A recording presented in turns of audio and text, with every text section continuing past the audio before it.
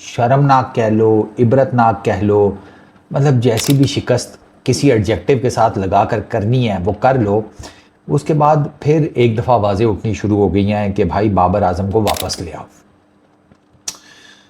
मेरी ज़ाती राय जो है वो तो मैं एंड पर देता हूँ, ज़रा प्रोज एंड कॉन्स चेक करते हैं। अच्छा, बाबर वापस आएगा तो क्या होगा? आपकी टीम में एक ऐसे बैटर की एडिशन हो जाएगी कि जिसके ऊपर जो करंट आपकी लॉट है ना, उसमें करंट आपकी टीम जो है उसमें उस बैट्समैन के ऊपर आप सबसे ज़्यादा इस बात तक तो ट्रस्ट कर सकते हैं कि रन कर देगा। सम हाउ दी अदर थोड़े बहुत जैसे तैसे भी है वो रन्स आपको निकाल कर दे देगा। अब उसमें देखना ये होगा कि रन्स तो कर देगा, गेंदें कितनी लेगा। At the end of the day matter तो वो करता है कि भाई आपने कितनी बॉल्स ली हैं, जितने भी आपने रन्स किए हैं उसके लिए। उसमें आपका फिर वो डॉट बॉल्स परसेंटेज आ जाएगी, स्ट्राइक रेट आपका डेफिनेटली देखा जाएगा एंड ऑल दैट। बट अगर हम डॉट बॉल्स या ये बाकी काचे माचे साइड पे कर देंगे, इतने रन्स करेगा दिस दैट, तो अगर सिर्फ स्ट्राइक रेट की बेस के ऊपर देखा जाए तो बाबर आजम के स्ट्राइक रेट्स और ये जो आपकी करंट बैटिंग लॉट है इनके स्ट्राइक रेट्स में कुछ ज़्यादा फर्क है नहीं। मतलब ऐसा नहीं है कि बाबर को निकालने के बाद कोई 130 के स्ट्राइक रेट से नहीं खेल रहा। 130 छोड़ो, 90 के स्ट्राइक रेट से भी यहां पर लोग खेल रहे हैं मैच। सही सुने हो, 90, 90। और वो साहब तब आए बैटिंग करने जब मैच का मोस्ट क्रूशल पार्ट चल रहा था, इंडिया वाला। हुसैन तलत की बात कर रहा हूं। फॉर दैट मैटर आप सलमान अली आगा का स्ट्राइक रेट देख लो, कप्तान का 13 गेंदों पर 17। भाईजान आज के मैच में उसे 13 गेंदों के ऊपर 26-30 करने चाहिए थे। और प्लीज, आज की विकेट, आज की पिच बैटिंग के लिए बहुत फिट थी, वो आपको अंदाजा हो ही गया होगा। बैटिंग के लिए फिट ना होती ना तो आपको 8 ओवरों में सोना पड़ते। आज की पिच बैटिंग के लिए बहुत बहुत फेवरेबल थी, बहुत फेवरेबल। सीरियसली स्पीकिंग यार, घास नहीं था, गेंद कोई नहीं सीम हुई ना स्विंग हुई। बुमराह को आपने 10-11 की इकोनॉमी से यार लपेटा है। जसप्रीत बुमराह को आपके नाज गेंद स्पिन हो रही थी, स्पिन हल्की सी होनी शुरू हुई है मिडल ओवर्स के भी, जिसे कहते हैं ना सेकंड फेज में जाकर। उसके अलावा गेंद भी कोई नहीं कुछ स्पिन हो रही थी। तो इतनी जिसे कहते हैं फेवरेबल कंडीशंस मिलने के बाद भी, अच्छी विकेट मिलने के बाद भी आप बैटिंग ही नहीं कर सके। बाबर इस विकेट के ऊपर कुछ ना कुछ कर ही जाता। ठीक है, अब बाबर के आने से डेफिनेटली आपकी बैटिंग को एक कुशन तो मिलता है। मैं ये भी मानता हूँ कि जिस टाइप की बाबर बैटिंग करता है उस टाइप की बैटिंग T20 इंटरनेशनल क्रिकेट में कोई और शायद ही करता हो। लेकिन जिस तरह की बैटिंग आपकी टीम कर रही है ना पूरी की पूरी, वैसी भी बैटिंग अल्हम्दुलिल्लाह पूरी दुनिया की क्रिकेट में कोई टीम नहीं करती। बैटिंग किसको करना कहते हैं T20 इंटरनेशनल्स में, वो आज आपको टीम इंडिया ने बता दिया कि उन्होंने आपको 8 ओवरों में 100 मारा, 170 वो चेस कर रहे थे। और वो आखिरी ओवरों में इस वजह से जाकर जीते कि हारिस रऊफ और फ़हीम वो बेहतर बॉलिंग कर गए। और हमारा डायलेमा चेक करें, बाबर को इसलिए रोते हैं कि बाबर के टाइम के ऊपर ना ऐसे डिसीजंस आते नहीं थे जो अभी हम ले रहे हैं जब बाबर कप्तान था। मैं सिर्फ आपके सामने ना न्यूट्रल पॉइंट्स रख रहा हूँ, अपना मैं जो दूंगा ना मैं क्या सोचता हूँ वो आपको एंड पे, ताकि आपको पता लगे। भाई साहब बाबर के टाइम के ऊपर तो साइम और ये इन लोगों से हम नहीं करवाते थे new ball. Saim Ayub new ball, मतलब आपने साइम अयूब को समझ क्या लिया? साइम अयूब का तो पत्ता कटने के करीब है। अब क्या उसे बैटिंग से छोड़कर बॉलर बनाने के चक्करों में, प्रॉपर स्पिन बॉलर के, ये आपका जो प्रॉपर स्पिन बॉलर है ना, जहां कहीं भी इस अच्छी विकेट आएगी ना वहां इसी तरह कूट खाएगा जिस तरह आज उसने खाई है।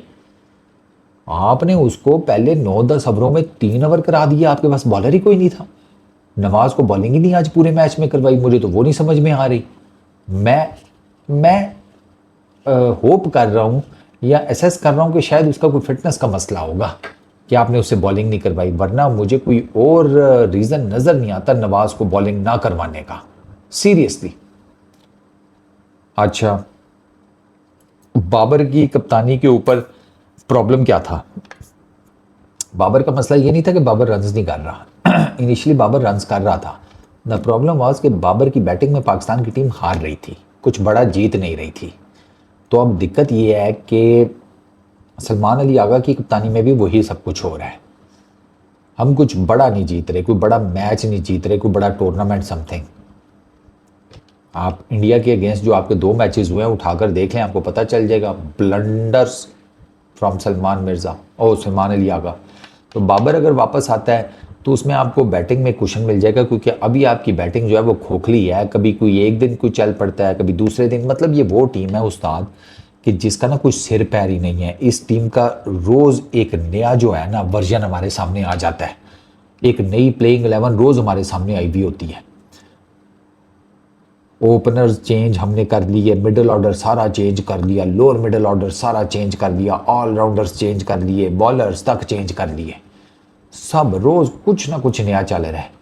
तो मुझे एक बात बताओ कि वो टीम कैसे जीतेगी, या वो टीम कैसे ओपोनेंट्स को टेक ऑन करेगी, जिसमें ना ओपनर्स को पता है कि आज के मैच में हम ओपनिंग कर रहे हैं, अगले मैच में करेंगे या नहीं। 1 डाउन को अपनी पोजीशन का नहीं पता, 2 डाउन को नहीं पता, चौथे नंबर वाले को नहीं, 5वें 6ठे 7वें 8वें, किसी को अपने नंबर का पता ही नहीं होता कि मैंने किस नंबर पर जाना है, किस नंबर पर जाकर खेलना है।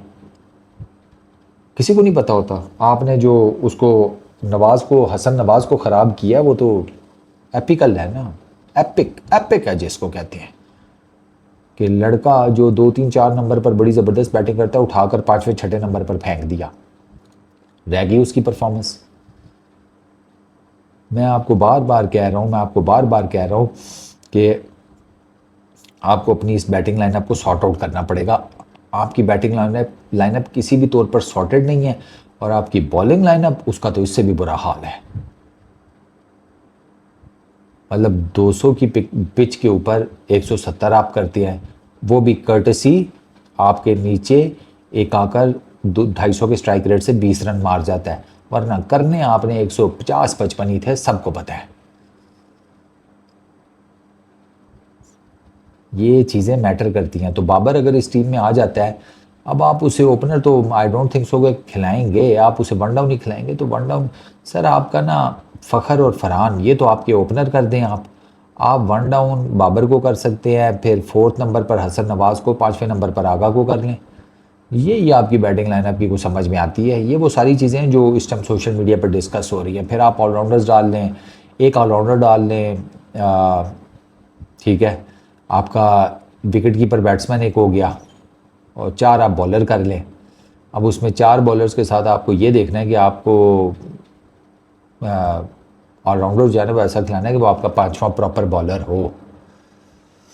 तो आपको ऑलराउंडर इतना तगड़ा डालना कि जो आपकी बैटिंग में भी हेल्प करे और बॉलिंग में भी, जिसे कहते हैं ना मुंह बोला ऑलराउंडर नहीं, मुंह बोला ऑलराउंडर तो मैं भी हूँ, बैटिंग और बॉलिंग तो मैं भी कर लेता हूँ, लेकिन टीम में तो नहीं खेल सकता ना। इंटरनेशनल क्रिकेट जो है वो मेरे कूल्हे खोल देगी। सीधी सी जो बात है। तो बाबर अगर आता है, मैं वो बात ही नहीं कर रहा बाबर आजम के 4000 प्लस पता नहीं कितने रन हैं, इतनी सेंचुरीज हैं, इतनी 50s हैं, फलाना टिमकाना, मैं वो बात ही नहीं कर रहा। मैं टीम की बैटिंग लाइनअप की स्टेबिलिटी के हिसाब से बात कर रहा हूँ कि बाबर को इस टीम में होना चाहिए या नहीं। सोशल मीडिया के ऊपर बहुत लोग कह रहे हैं कि बाबर, इट्स हाई टाइम कि आप बाबर को वापस ले आएं और वर्ल्ड T20 का उसे पार्ट बनाएं। मेरी ज़ाती राय क्या है? मेरी ज़ाती राय ये है कि इस टीम में बाबर आ भी गया तो क्या होगा? जो काम आपको ना मैं चीखता था ना 2023 के एंड और 2024 में, वो काम आप अगर तब कर लेते ना तो आज बाबर भी टीम में होता और आपकी बैटिंग का कुछ नक्शा भी निकला होता। और वो बड़ा सिंपल सा काम था कि जब पता है बाबर पावर हिटिंग नहीं कर सकता, हर ओवर में मल्टीपल बाउंड्रीज नहीं स्कोर कर सकता, तो बाबर लेकिन रन्स आपको कर देगा एक डिसेंट स्ट्राइक रेट के साथ 130 समथिंग। तो आप एक काम करें, आप बाबर को बनाएं सेंटर फिगर कि इसके रन्स तो ऑलमोस्ट सर्टन है हर मैच में, और उसकी इनिंग्स के इर्द गिर्द कुछ बिल्डअप करें। आपको पता है अब यही जो बात मैं 2023-24 में किया करता था ना, वो बात आज टीवी पर बैठे हुए कुछ लोग कर रहे होते हैं कि उसकी इनिंग्स के इर्द गिर्द कुछ बिल्डअप कर लें। ये उस टाइम करने वाला काम था। अब द प्रॉब्लम इज़ कि एक तो बाबर आजम का खुद बल्ला सेट नहीं है, उससे रन्स नहीं निकल रहे, वो स्कोर नहीं कर पा रहा। तो अब वो खुद भी स्कोर नहीं कर पा रहा, दिमाग की तारें भी एज़ पर सलमान बट हिली भी हैं। तो ऐसी सूरत हाल में इस टीम में बाबर आकर क्या करेगा? मैं अपोज वोज नहीं कर रहा, अगर आप लाना चाहते हैं सो बिस्मिल्लाह, बट मुझे ऐसे लगता है कि बाबर के आने के बाद भी ना रेडिकल किस्म की चेंजेस आप इस टीम में एक्सपेक्ट ना करें। ये बड़ी मीडियोकर किस्म की टीम बनी हुई है with a very mediocre captain. ये इस्लामाबाद यूनाइटेड माइंडसेट की टीम है।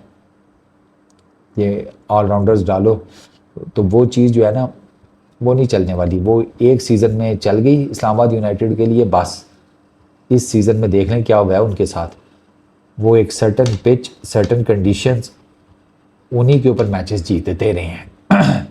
द मोमेंट उन्होंने वो कंडीशंस, वो पिचेस छोड़ी हैं, वो क्या जीते हैं आपके सामने है। PSL 2025 में जाकर देख लें कौन है उनका हेड कोच, माइक हैसन, कप्तान शादाब खान, वो भी आ जाएगा करीब इस टीम में। पाकिस्तान की भी मैं बात कर रहा हूँ। सलमान अली आगा उस टीम में है, ये फरहान भी उसी टीम में है, ये अपना मेरा ख्याल है ये भी उसी टीम में है ना, राना है या था जो भी है। तो ये माइंडसेट तो खैर वही है ना।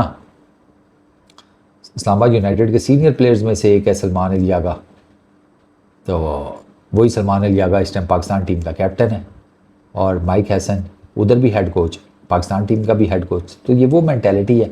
इस मैंटेलिटी से इंटरनेशनल टूर्नामेंट्स नहीं जीते जा सकते, बड़े मैचेस नहीं जीते जा सकते कि वो लड़के खिलाओ जिनको बैटिंग भी आती हो, बॉलिंग भी आती हो। 6 बैटर्स कुछ नहीं कर सके या फॉर दैट मैटर, सीधी सी बात है, पहले 5 बैटर्स अगर कुछ नहीं कर सके ना तो नंबर 8 तक जाने वाली बैटिंग लाइनअप कुछ नहीं कर पाती। इवन नंबर 11 तक की भी बैटिंग लाइनअप ले जाए ना, कुछ भी नहीं हो पाएगा। करना कुरना टीमों ने पहले 5 बैटर्स के साथ ही होता है, और आज आपने उसकी प्राइम एग्जाम्पल देख ली है। बाकी बाबर आता है इस टीम में, गुड है, मुझे कोई एतराज़ नहीं आता तो भी ऑनेस्टली मुझे कोई दुख तकलीफ़ नहीं है, क्योंकि मुझे लगता है कि Babar needs time plus form. तो अगर बाबर का BBL तक वेट कर लिया जाए तो ज़्यादा बेहतर है, ज़रा असेसमेंट करनी बाबर के लिए आसान हो जाएगी। बाकी PCB जाने ना, उसने पहले कभी हमारी सुनी है ना उसने अब सुननी है। फ़ैसले तो उन्होंने अपनी मर्ज़ी के ही करने हैं। अब मसला यह है कि PCB में जो लोग फ़ैसले करते हैं वो इनकॉम्पिटेंट हैं। उनको क्रिकेट की बदलती जो टोपोलॉजी है, टेक्नोलॉजी है, स्किल सेट है, माइंड सेट है, टैलेंट है, गेम अवेयरनेस है, गेम डेवलपमेंट है, there are so many factors in cricket now, ये सारे चेंज हो चुके हैं। और PCB के करताओं धरताओं को उसकी अलिफ का भी नहीं पता।